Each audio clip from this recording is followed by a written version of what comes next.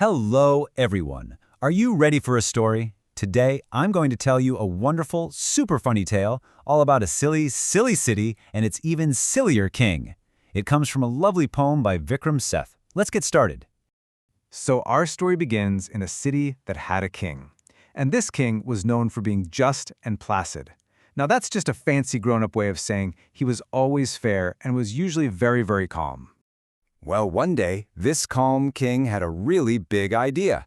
He decided to build a huge, beautiful arch right over the main road. He wanted it to be so grand that everyone who saw it would stop and say, "Wow." So the workers built the arch, and it looked amazing. The king was so proud he got on his horse to ride right under it, but they ran into a little problem. As the king rode through, bunk! The arch was built just a little too low, and it knocked his big, shiny crown right off his head. Well, suddenly, our calm king was not so calm anymore. Oh no, he got very, very cross and shouted, "This is a disgrace!" He was so upset he didn't even take a moment to think. He just pointed his finger and said that the chief builder, the person in charge of building the arch, must be punished for this huge mistake.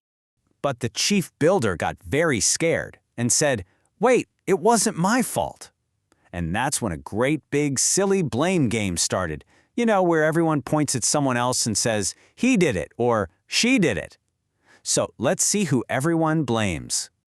Okay, this is where it gets really funny. So the chief builder blamed the workmen. But the workmen said, "No, not us. The bricks were made the wrong size." Then the brickmakers blamed the architect who drew the plans. But guess who the architect blamed? He pointed his finger right back at the king and said, "Your Majesty, you're the one who changed my plans." Oh my goodness. Now the king was really stuck. The blame had gone all the way around in a big circle and ended up right back with him. He had no idea who was really to blame. So, what do you think he did? He told his guards, "Go and find me the wisest person in the whole country. He'll know who to blame for my crown falling off." Well, the guards found a very, very, very old man. He was so old he couldn't see very well. But everyone thought, well, if he's that old, he must be wise. And what was his wise advice? He said the one who was really to blame was the arch itself. He said they should punish the arch.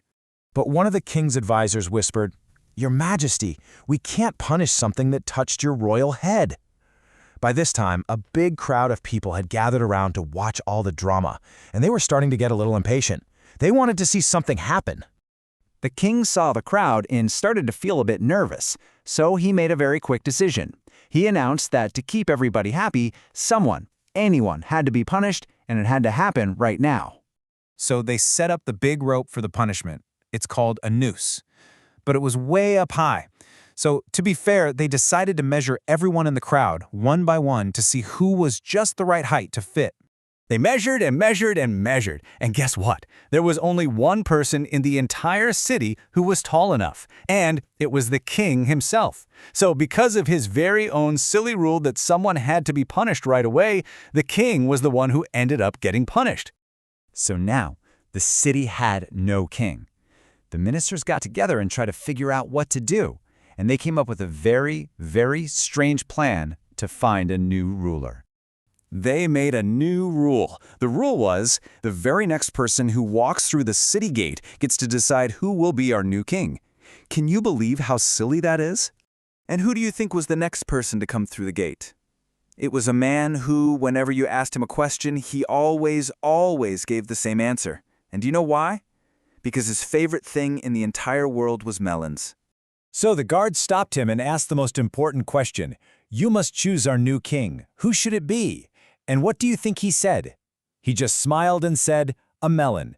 And just like that, the city was about to get its new king.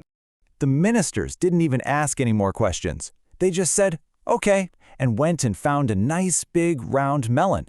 They put a little crown on top of it, carried it to the palace, and placed it right on the throne.